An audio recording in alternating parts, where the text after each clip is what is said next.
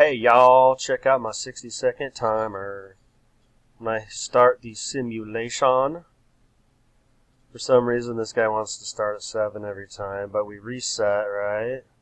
We reset, we'll hold it at 0 until you let go, and then it starts counting. I put this at 2 hertz to kind of count a little faster. So that this video didn't have to be quite as long. We got a 6 here. That'll reset.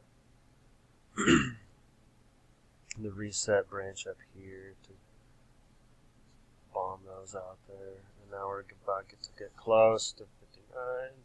And it starts back over.